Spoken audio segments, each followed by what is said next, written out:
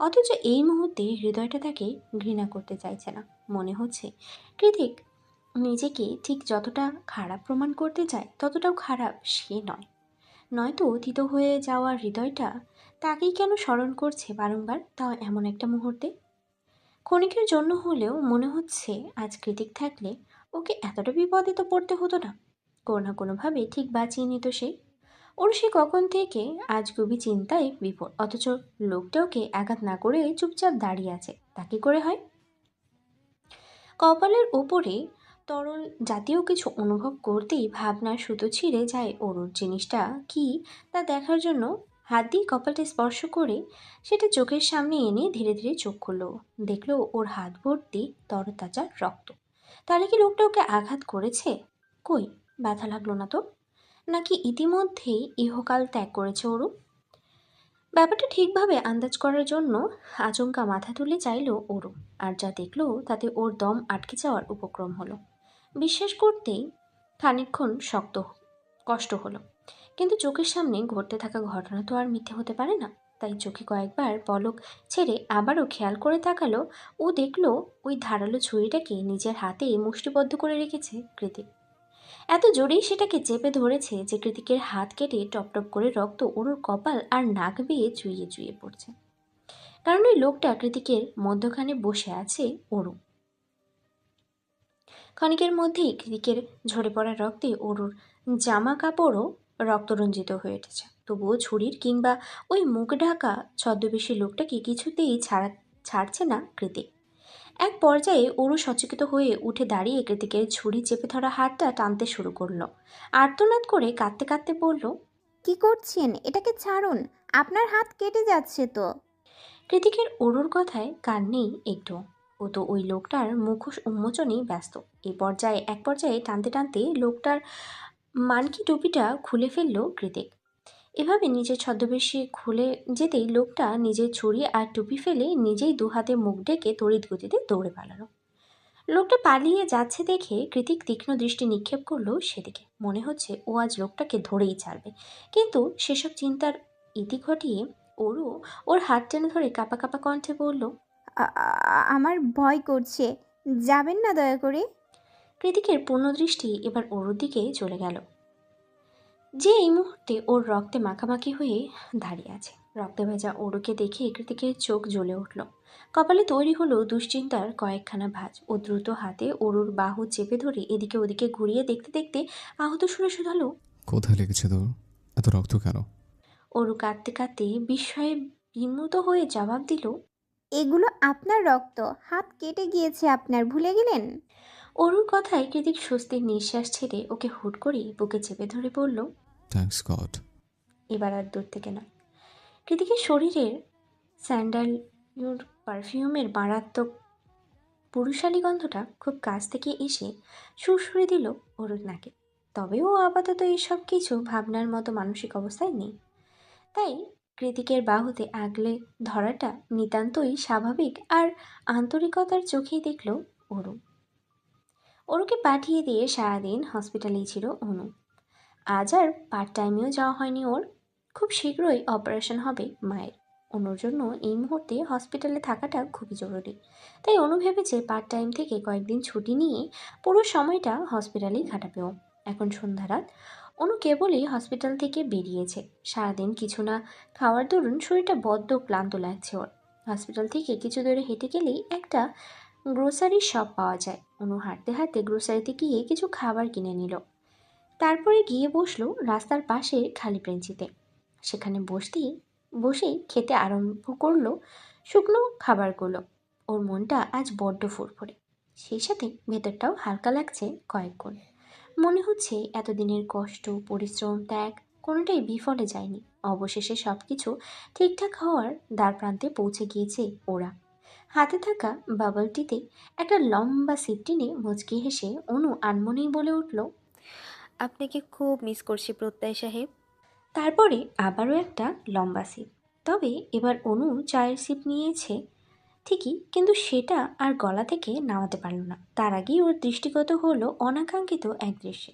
Grocery শপের সামনেই প্রত্যক্ষ একটা মেয়ের সাথে দাঁড়িয়ে আছে। ওর হাতেও দুটো বাবল টি। এর যা মেয়েটার ভাবভঙ্গিমা এমন যেন এখনই লাফ দিয়ে কোলে উঠে পড়বে প্রত্যয়। অনু বড্ড আত্মসম্মানী, এক নজরে দেখেছে বলেই সারাক্ষণ হ্যাংলার মতো তাকিয়ে তাদের কর্মকাণ্ড দেখবে, এটা তো নির্লজ্জ মেয়েও নয়। তাই প্রত্যয়ের চোখ দিয়ে এদিকে আসার আগেই অনু হাঁটা দেয় উল্টো পথে। হাঁটার সময় রাস্তার পাশে ডাস্টবিনে ছুঁড়ে মারে হাতে থাকা বাবলটি ভর্তি জারটাকে। অনুর মতে এটা বরাবর বাড়াবাড়ি নয়, এটাই ওর আত্মসম্মান, যা ও খুব সহজেই খেলার জন্য কারোর হাতে তুলে দেবে না। যদিও প্রত্যয়কে সেটা তুলে দেওয়ার জন্য ব্যতিব্যস্ত হয়ে উঠেছিল হৃদয়টা, তবে এখন মনে হচ্ছে সেটা নিতান্তই ভুল সিদ্ধান্ত হতো। অন্যান্য দিনের মতো আজও হলরুমের কাউচে বসে নিজের ক্ষত সারাতে বসেছে কৃতিক। তখন ওরও খেয়াল করেনি কৃতিক আগে থেকেই আহত ছিল। ওর দুপা কপালের কিছুটা অংশ সবখানেই রক্তাক্ত ক্ষত ছিল, সেই সাথে বাইকার বাইকার লেদার জ্যাকেটটাও ছিল ছেঁড়া। জামা কাপড় পাল্টে নিজেকে পরিষ্কার করা মাত্রই নিচে এসেছে ওরও।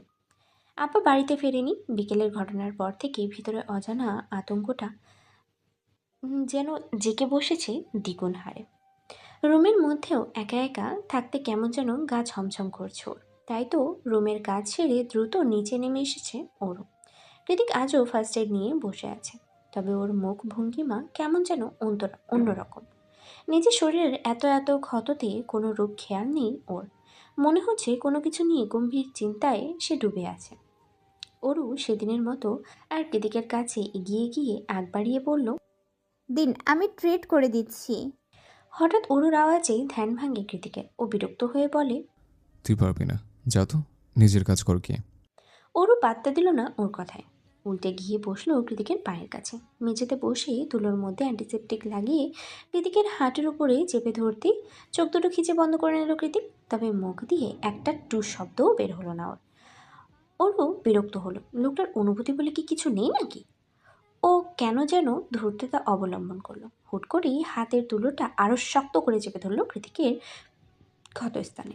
এবারও চুপচাপ নির্বিঘ্ন সে, শুধু চোখ বুঝেই হাসকি স্বরে বলল। আমাকে ব্যথা দিয়ে শান্তি পাস?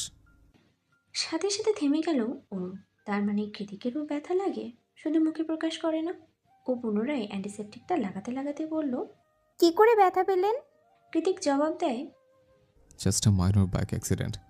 বাইকে আপনার এত আসক্তি, এত ব্যথা পাওয়ার পরেও বাইক রাইডিং ছাড়েন না? কৃতিক ঠোঁট কামড়ে একটু হেসে বলে। তোর থেকে বহুগুণ কম। তাহলে ভাব তোকে কিভাবে ছাড়ে। পায়ের ক্ষতগুলোতে ওয়ান টাইম ব্যান্ডেজ লাগিয়ে দিয়ে কৃতিকের পাশে বসে ওর হাতটা দেখতে দেখতে ওর বলল। কি বললেন শুনিনি? নাথিং। আমি যখন কথা বলি তখন কান কোথায় থাকে তোর? ওর ঠোঁট উল্টে বলল। আমি ভাবছি হাতের ক্ষতটা অনেক গভীর, এটা আমি কিভাবে ব্যান্ডেজ করব? দেখে তো মনে হচ্ছে সেলাই লাগবে। কৃতিক নিজের হাতটা ছাড়িয়ে দিয়ে বলল। না পারলে দূরে সর। নিজে তো পাকনামি করে এসেছিস সাহায্য করতে, এখন বলছিস পারবো না। আমি বলেছিলাম আসতে। ওরও দীর্ঘশ্বাস ছেড়ে কৃতিকের হাতটা আবারও টেনে নিয়ে সেখানটায় ব্যথানাশক লাগাতে লাগাতেই বলল। আপনি এমন কেন? কেমন আমি? জগরুটে তিলকে তাল বানিয়ে ফেলেন। আপনার বউয়ের কপালে দুঃখ আছে। ওর কথায় কৃতিকের ঠোঁট বাঁকা হাসিতে প্রশস্ত হয়। তারপরে হুট করেই চোখ মুখ কুঁচকে সামনের মনিটরের দিকে দৃষ্টি নিক্ষেপ করে কৃতিক বলে। ঠিকই বলেছিস, আমার কথা না শুনলে তোর কপালে অনেক দুঃখ আছে। হ্যাঁ, সে তো জানি। আপনি কৃতিক কুঞ্জের ছোট সাহেব কিনা, দুঃখ তো থাকবেই। আচ্ছা, তখন হঠাৎ ছুরিটা চেপে ধরতে গেলেন কেন শুনি? চেপে না ধরলে তো তোর আঘাত লাগতো। কৃতিকের হাতের ক্ষতটা অনেক বেশি গভীর। ওর ভেতরে ভেতরে অনুশোচনা বোধ হচ্ছে, এর জন্যই আজ এমনটা হয়েছে। তাই ও কৃতিকের ক্ষতস্থানে হালকা ফু দিয়ে অ্যান্টিসেপটিক লাগাতে লাগাতে নরম সরে শুধালো। বেশি ব্যথা লাগছে? নিজের শরীরটাকে কাউচের উপরে ছেড়ে দিয়ে কৃতিক চোখ বন্ধ করে বলল। এখন কম লাগছে। মাঝরাত চলমান। দিনের আলো শেষ হতেই তাপমাত্রা নেমে গিয়ে চারদিকে কনকনে শীতল হাওয়া বইছে। অনু আর অরু বোধ হয় গভীর ঘুমে আচ্ছন্ন, অথচ ছাদ বারান্দায় এখনও টিমটিমিয়ে ফেরি লাইট জ্বলছে। সেখানে গোল হয়ে বসে আছে অর্ণব সায়র এলিসা। কৃতিক ওদের থেকে খানিকটা দূরে দাঁড়িয়ে সিগারেটের ধোঁয়া ছাড়তেই ব্যস্ত। ওরা সবাই সারা ধরে কিছু একটা পরামর্শ করছে। অনেক কোলের উপরে ল্যাপটপ নিয়ে এখনো কী যেন করছে। অ্যালিসা তো আকারে বসে অর্ণবকে বলল। তুই কবে এসব বন্ধ করবি অর্ণব? অর্ণব ভ্রু কুঞ্চিত করে বলল। বন্ধ করব মানে? তোর বাবাকে ওরা আটকে রেখেছে, ভিডিও প্রুফ পাঠিয়েছে, তুই না গেলে ওরা তোর বাবাকে মেরে ফেলবে। আর তুই ভাবছিস তোকে আমরা ওই রিস্ক জায়গায় একা যেতে দেব? সায়ার পাশ থেকে বলল। আচ্ছা, আমরা পুলিশকে কেন বলছি না? অর্ণব দাঁত কিলমিলিয়ে বলল। গর্ধব, পুলিশকে জানালে এলিসাও ফেঁসে যাবে। তাছাড়া ক্লাবটা ইউএসের নয়, থাইল্যান্ডের। ওদের বাগবেতনটার মাঝেই কৃতিক না ঘুরেই বলল। অর্ণব, প্রাইভেট জেট বুক কর। ওর ফ্লাইট ফোবিয়া আছে, ওকে নিয়ে বিজনেস ক্লাসে যেতে পারবো না। আশ্চর্যের শেষ সীমানায় গিয়ে সায়র, অর্ণব, অ্যালিসা সবাই একই সুরে বলল। ওরু? তীরের ছিলার মতো এক ভ্রু উঁচিয়ে কৃতিক জবাব দেয়। ইয়েস ওরু। সায়র ব্যতিব্যস্ত হয়ে বলল। লাইক সিরিয়াসলি জ্যাকে, আমরা একটা মিশন নিয়ে থাইল্যান্ড যাচ্ছি আর তুই সেখানে বিপদের মধ্যে আরুকে নিয়ে যাবি? আমি যেখানে থাকবো সেখানে ওরুর কোনো বিপদ নেই। অ্যালিসা শুধালো। কিন্তু হঠাৎ অরুকে এভাবে? কৃতিক সিগারেটের শেষ অংশটা পায়ে পিষ্ট করে দাঁত চেপে পড়ল। Yesterday someone tried to attack her. এবারও সবাই তার স্বরে বলল। কি? কৃতিক হ্যাঁ সূচক মাথা নাড়িয়ে বলল। ঠিকই শুনেছিস, ওই বাস্টারটার ভাগ্য ভালো ছিল যে আমি উইক ছিলাম। তবে চিন্তা নেই, খুব শীঘ্রই নিজ কর্ম ভোগ করবে সে। কিন্তু এই মুহূর্তে আমি ওরুকে একা রেখে দেশের বাইরে গিয়ে কিছুতেই নিশ্চিন্তে থাকতে পারবো না। কিন্তু অনু, ওর উপর কোনো অ্যাটাক আসবে না তার গ্যারান্টি কি? অ্যালিসার প্রশ্নের জবাবে কৃতিক বলে। অনুর জন্য চিন্তার কারণ নেই, কারণ ও বেশিরভাগ সময় হসপিটালে থাকে। তাছাড়া প্রত্যয় থাকতে ওনার সাথে খারাপ হওয়ার চান্স নেই। এতক্ষণ পর সায়র উচ্ছ্বাসিত হয়ে বলল। ভালোই হবে, তোরা তোদের মিশন ফিশন শেষ করবি, সে ফাঁকে আমি আর আরু একটু ব্যাংককের সমুদ্রবিলাস সেরে আসবো। Not a bad idea. তৎক্ষণাৎ ওর পশ্চাৎ দেশ বরাবর লাথি মেরে কনকনে বরফ শীতল ঠান্ডা পানিতে ফেলে দিয়ে ঠোঁটের কোণে একটা কপটা মিশ্রিত হাসি ঝুলিয়ে কৃতিক বলল। No chance bro, she is mine. আমেরিকার আবহাওয়া মানেই আধুনিক ভাষায় মুড সুইং। এদেশে আলাদা করে বর্ষা মৌসুম নামে কিছু নেই বলে পুরো বছরের যখন তখনই প্রকৃতির ধারণ করে তীব্র বর্ষার। বিশেষ করে শীতে প্রকাণ্ড কুয়াশা আবৃতি ধারণীতে আরও খানিকটা শীতল কনকনে ঠান্ডা জলে ভরিয়ে দিতে নেমে আসে এক পশলা ঝুম বৃষ্টি। আজও তেমন আর অপ্রত্যাশিতভাবেই প্রাকৃতিকতে হানা দিয়েছে তীব্রাকার বর্ষাকাল। সকাল সকাল তো ভালোই রোদ উঠেছিল, আর এখন দিনের আকাশ মেঘে ডেকে ডুবে সন্ধ্যা রাতে পরিণত হয়েছে। জানালার কাজ করিয়ে বৃষ্টির ছোট এসে আছড়ে পড়ছে রুমের মেঝেতে। অনু হাতের কাজ রেখে দ্রুত এগিয়ে গিয়ে জানালার কাজটা পুরোপুরি টেনে দিল। এখন ঠান্ডাও কম লাগছে খানিকটা। সেই কখন থেকেই অনুর ডাকাডাকির ফলস্বরূপ এতক্ষণে উঠে গিয়ে রোবটের মতো সকালের কাজগুলো সেরে নিল অনু।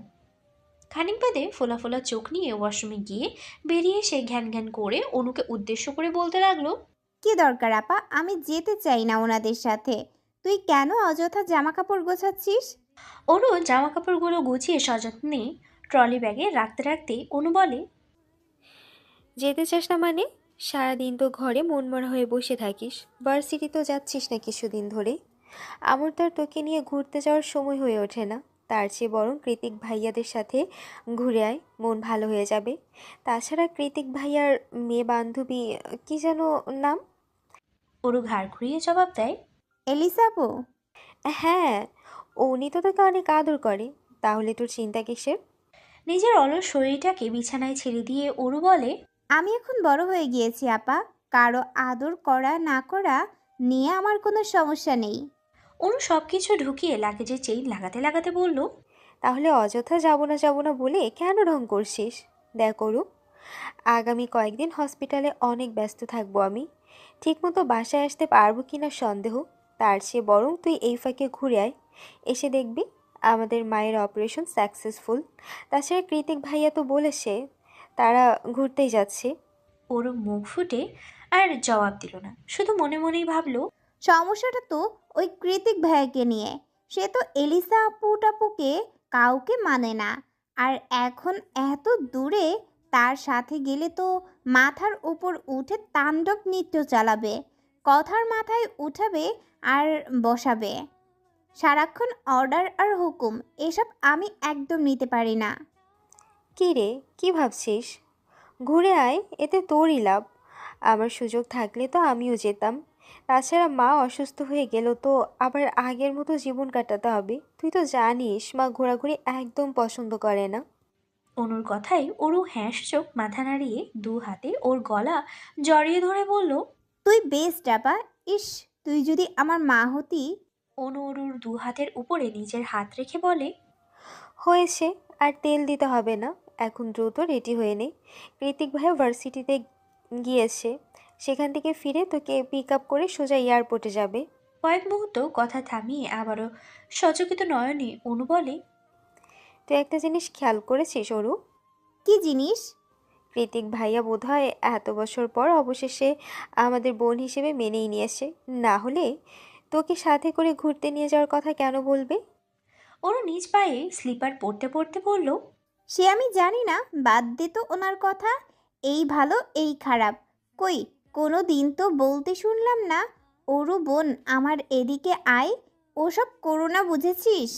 অরুর কথার পাছে অনুর বুকে চিরে বেরিয়ে আসে অজানা দীর্ঘশ্বাস।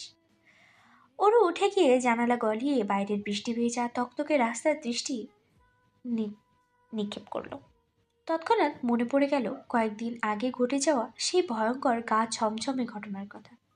সেদিন কৃতিক সময় মতো না এলে কি যে হতো ভাবলে এখনো শরীরের সবকটা লোম খুব দাঁড়িয়ে যায় অরুর। আচ্ছা, সেদিনের সবটাই কি কৃতিকের করুণা ছিল নাকি অন্য কিছু? অনুকে করুণা দেখতে গিয়ে মানুষ কোনোদিনও নিজের আঘাতপ্রাপ্ত হয়? উত্তর জানা নেই ওর। চোখের সামনে কালো মার্সিডিসটা দেখেই ওর ভাবনার সুতোটা টান পড়ে, তার মানে কৃতিক চলে এসেছে। ওদিকে ওরও এখনো রেডি না হয়ে আকাশ পাতাল কল্পনায় বিভোর। আনমনা মেয়ে একটা। খারাপ আবহাওয়া আর ঝুম বৃষ্টির মাঝেই ইউএসএ ছেড়েছে ওদের প্রাইভেট জেটটা। তবে ভৌগোলিক দূরত্ব বৃদ্ধি পেতেই ধীরে ধীরে আবহাওয়া ঠিক হয়ে এসেছে এখন। এই সন্ধ্যারাত থেকেই নিজ কেবিনে পড়ে পড়ে ঘুমাচ্ছে অরু। এছাড়া অবশ্য করার কিছুই নেই ওর, কারণ চোখ খুললেই কেমন মাথা চক্কর দিয়ে ওঠে। পেট থেকে উগড়ে বেরিয়ে আসে সব খাবার। অরুর মতে সবার সামনে বমি করে ভাসিয়ে নিজের মান সম্মান খোয়ানোর চেয়ে ঘুমিয়ে থাকাটাই শ্রেয়। তাতে যে যা ভাবে ভাবুক। তখন মাঝরাত, আর একটু পরেই থাইল্যান্ড ব্যাংকক শহরের ল্যান্ড করবে ওরা। ওরও সারা রাত ঘুমিয়ে কাটালেও ওরা চারজনের একজনও ঘুমায়নি। সবাই মিলে রাত জেগে একটা বড় সড়ো প্ল্যান তৈরি করেছে ওরা। মাঝরাত্রিতেই নিজেদের মধ্যে আলোচনা শেষ করে কৃতিক এসেছে অরুকে এক নজর দেখার জন্য। অরুর কেবিনের দরজাটা হাট করে খোলা ছিল, যার ফলে নক করতে হয়নি আর। কৃতিক সোজা ঢুকে গিয়েছে ভিতরে। অরু তখন গভীর ঘুমে আচ্ছন্ন। ডিম লাইটের নীল আলচে আলোতে আজ ওর সৌন্দর্য লতানোর শরীরটা দৃশ্যমান। এলোমেলো হয়ে ঘুমানোর দরুন পাজামা উঠে আছে হাঁটুর কাছে। মোমের মতো সুন্দর পা দুটোর একটাতে নুপুর নেই। কি করে থাকবে? সেটা তো বহু আগেই পার্টিতে গিয়ে হারিয়ে ফেলেছে ওর। পায়ের দিক থেকে চোখ সরে গিয়ে কৃতিকের দৃষ্টিগত হলো ওর মেয়েদিহীন দুধে আলতা বর্ণের লাতানো পেটটা। পেটের মাঝখানে সেই কুচকুচে কালো তিল দেখলে মনে হয় ওর নারীদেহী সৌন্দর্য বৃদ্ধির জন্যই তার এমন মাঝ বরাবর অবস্থান। ঘোর লাগা চোখে খানিকক্ষণ ওই তিলটার দিকে এক দৃষ্টিতে তাকিয়ে নীরবে শুষ্ক ঢোক গেল কৃতিক। কোনো এক অজানা সংযমের কারণে ওর হাত দুটো মুষ্টিবদ্ধ হয়ে আছে।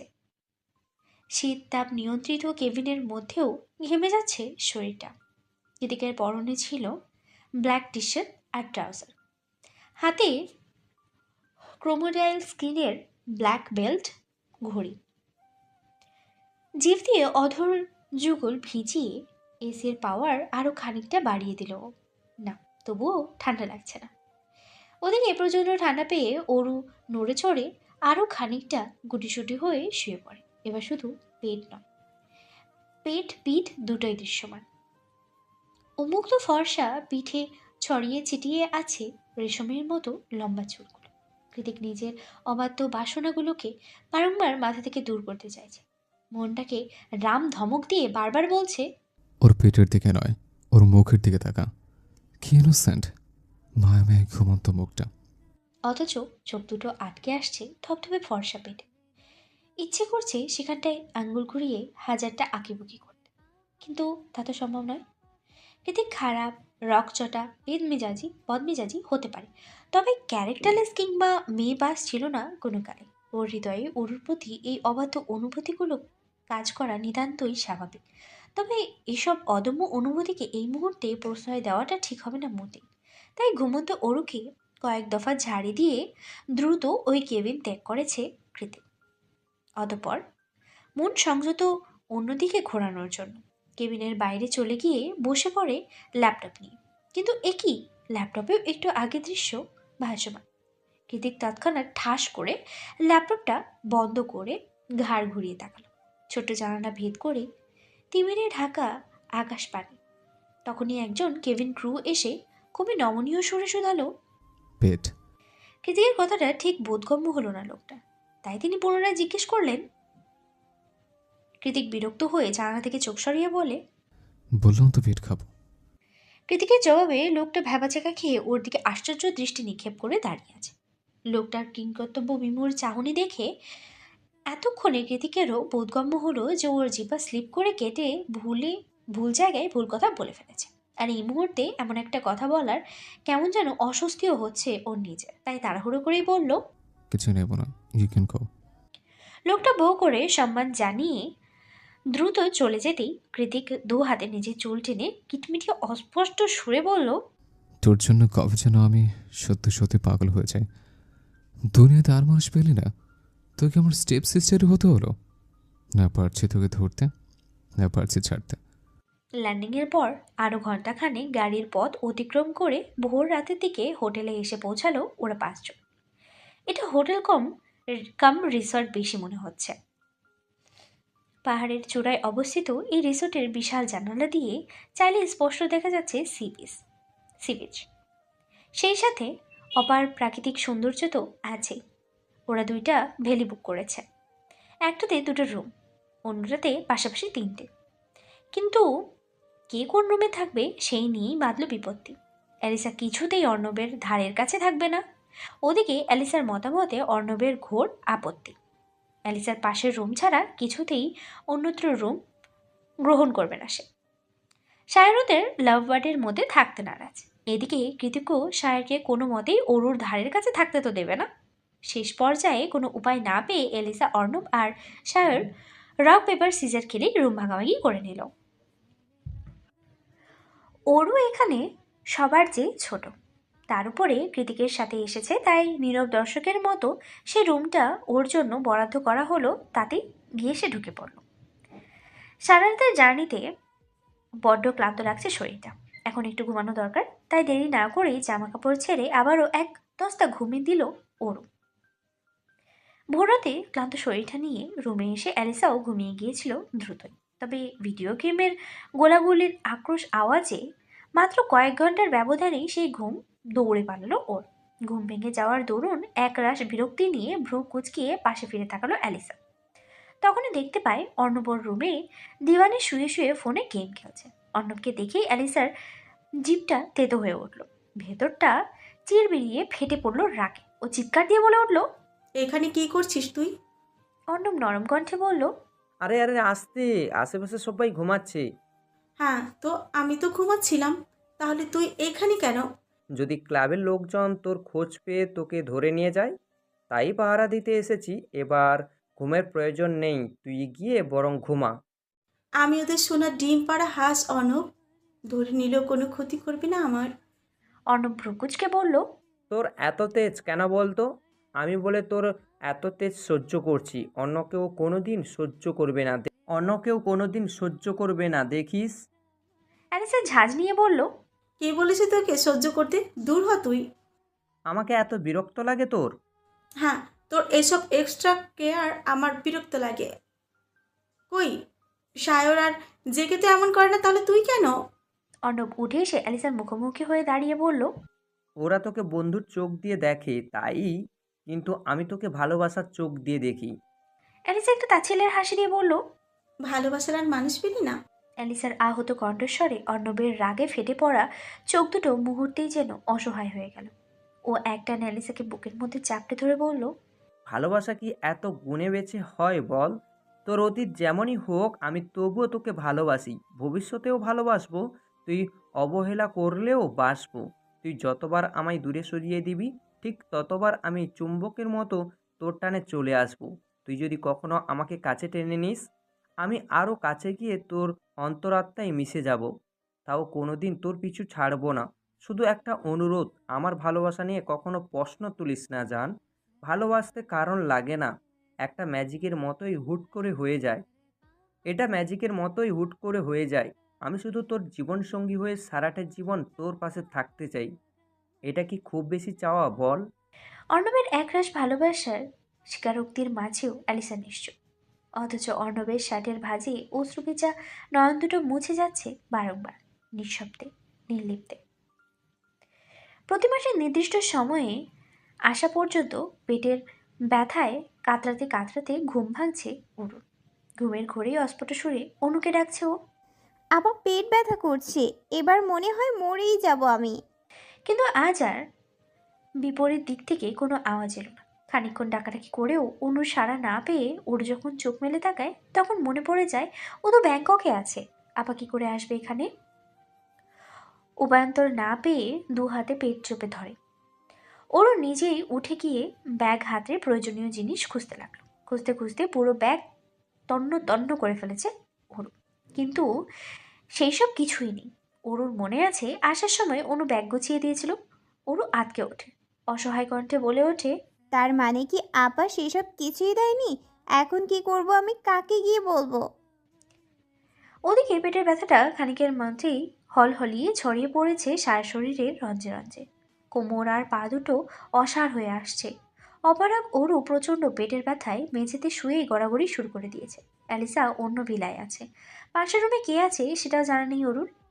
সময়ের ব্যবধানে এতক্ষণে হয়তো পরনের কাপড় চোপড়ের অবস্থাও বেগতিকর। কোনরূপ উপান্তর না পেয়ে এভাবে মেঝেতেই পড়ে থেকে ঠিক কতক্ষণ যাবৎ কাতরাচ্ছিল তা মনে নেই ওর। তখন দুপুর হয়ে এসেছে। দরজায় সজোরে কড়া নাড়ার ঠকঠক আওয়াজ হতে কম্পিত হলো অরুর শরীর। মেঝেতে শোয়া অবস্থাতেই দৃষ্টিপাত করলো দরজার দিকে। বাইরে থেকে কৃতিকের গম্ভীর কণ্ঠ ভেসে আসছে, ওরু, দরজা খোল। কৃতিকের আওয়াজ পেয়ে ওরও আরও বেশি গুটিয়ে গেল। এমন একটা অপ্রীতিকর পরিস্থিতিতে কৃতিকের মুখোমুখি হতে চায় না ও। যতই হোক, কৃতিক ওর চেয়ে গুণে গুণে 12 বছরের বড়। আজ এভাবে দেখে নিলে এরপরে কৃতিকের চোখের দিকে তাকাবে কি করে ও? ওদিকে কৃতিক ডেকেই যাচ্ছে এক নাগাড়ে, ওরু, দরজা খোল, তাতে আমি পাসওয়ার্ড চেপে ভেতরে চলে আসবো। আর আসলে কোণে কোণে শখানে থাপ্পড় খাবি তুই। কৃতিকের অতীব মাত্রায় হুমকির মুখে পড়ে অনু মিনমিনিয়ে কাতর কণ্ঠে বলল। কিভাবে খুলবো? ওপাশ থেকে বিরক্তির চরম সীমানায় গিয়ে কৃতিক বলে, কিভাবে খুলবি মানে? হাত দিয়ে খুলবি? ওরও কাদো কাদো সরে জবাব দিল। আপনি ফিরে যান দয়া করে। ওর কথাটা বলতে বাকি আর আগেই পাসওয়ার্ড চেপে ভিতরে প্রবেশ করেছে কৃতিক। তুই নাকি ব্রেকফাস্ট করতে চাস নি? কেন চাস নি? সাজাতে সাজাতে ভিতরে ঢুকে ওরুকে এভাবে মেঝেতে পড়ে থাকতে দেখে দ্রুত এগিয়ে এলো কৃতিক। ওর মাথার কাছে হাঁটু গেড়ে বসে উদ্বিগ্ন হয়ে শোধালো, কি হয়েছে তোর? এইভাবে মেঝেতে শুয়েছিস কেন? পেট ব্যথা করছে? শরীর খারাপ লাগছে খুব? ডাক্তারকে কল করবো? ওরু কাচুমাচু হয়ে চোখ খিচে বলল, আপনি দয়া করে চলে যান। যাবো মানে? তুই হুকুম করবি আর আমি চলে যাব? আমি কি তোর সার্ভেন্ট? ওরু জবাব দিল না। একে তো পেটের অসহনীয় ব্যথা, তার উপরে এই লোকের মাথা খারাপ করা ধমকাধমকি না পেরে নীরবে কাঁদছে ওরু। কৃতিক ওরুকে কোলে নেওয়ার জন্য 2 হাত বাড়াতে যাবে, তখন আবারও ঘোর আপত্তি জানিয়ে চেঁচিয়ে ওঠে ওরু। না, ছবির নামায় অনুরোধ করছি। কৃতিক এবার অগ্নিদৃষ্টি নিক্ষেপ করলো ওরুর পানে। অতপর চোয়াল শক্ত করে বলল, তোর অনুরোধ কিংবা নিষেধ কোনোটারই ধার ধারে না আমি। সেটা ভবিষ্যতে আরো ভালো করে বুঝতে পারবি। কথা শেষ করে এক টানে ওরুকে কোলে তুলে নিল কৃতিক। সঙ্গে সঙ্গে ওর এক হাত ভিজে এলো তরল জাতীয় কোনো পদার্থে। কৃতিক ভ্রুকুচকে ওরকে কোলে রেখেই নিজের হাতের দিকে দৃষ্টিপাত করল। এমন বিরক্তিকর পরিস্থিতিতে এই জীবনে পড়েনি ওরও, তাই করণীয় কিছু না পেয়ে কৃতিকের কোলে চেপে ধরে চোখ দুটো খিচে বন্ধ করে রেখেছ। লজ্জায় ভয়ে মনে হচ্ছে মাটিতে ফাঁক হয়ে